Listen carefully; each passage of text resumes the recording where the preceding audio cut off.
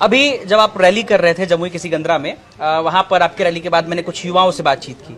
वहां एक युवा ने आपको लेकर के एक बातें कही कि प्रशांत किशोर बाकी नेताओं की तरह एक अलग चीज कर रहे हैं कि बाकी नेता आते हैं तो वो बताते हैं कि वो उनके लिए क्या करेंगे, लेकिन प्रशांत किशोर इकलौते ऐसे नेता हैं जो लोगों को उनकी गलतियों का एहसास कराते हैं कि उन्होंने अब तक क्या गलतियां की है। 13 करोड़ की आबादी है बिहार में। कोई एक व्यक्ति अगर आकर कह रहा है कि मैं आऊंगा, मैं ठीक कर दूंगा, तो ये तो लोग सुनते सुनते पक गए हैं पिछले 70-75 साल से। हर व्यक्ति, हर नेता जो आता है यही कहता है हमको वोट दे दो, हम आएंगे, ठीक कर देंगे।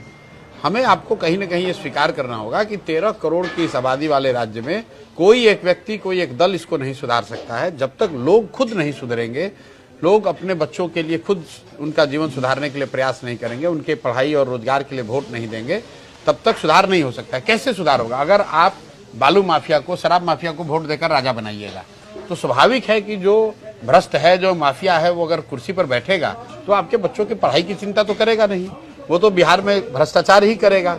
अगर आप सिर्फ जाति के नाम पर वोट देते रहेंगे तो जाति का आदमी तो सिर्फ जाति की ही जहर फैलाएगा।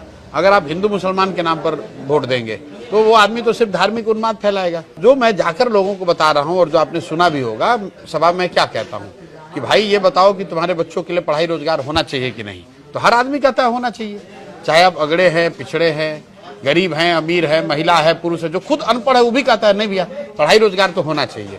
फिर जब हम लोग पूछते हैं कि अच्छा ये बताओ क्या तुमने अपने बच्चों के पढ़ाई रोजगार के लिए कभी वोट दिया, तो लोग झूठ नहीं बोलते, लोग कहते हैं ना अभी आज तक तो नहीं दिए हैं। तो ये जो सबसे महत्वपूर्ण बात है कि लोकतंत्र में वोट आप किसको देते हैं इस पर तमाम चर्चा होती है। महत्वपूर्ण यह है कि वोट किस लिए दिया जा रहा है। वोट आप चाहे किसी को दीजिए।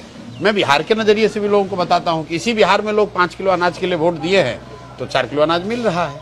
मंदिर के लिए वोट दिए तो मंदिर बना, बिजली के लिए वोट दिए बिजली आई, लोग जाति के लिए वोट दिए तो जाति का जनगणना हुआ, गुजरात के विकास के लिए वोट दिए तो गुजरात में विकास हो रहा है। लेकिन लोगों ने अपने बच्चों के पढ़ाई रोजगार के लिए वोट नहीं दिया, इसीलिए लोग यहाँ पर अनपढ़ और मजदूर हैं।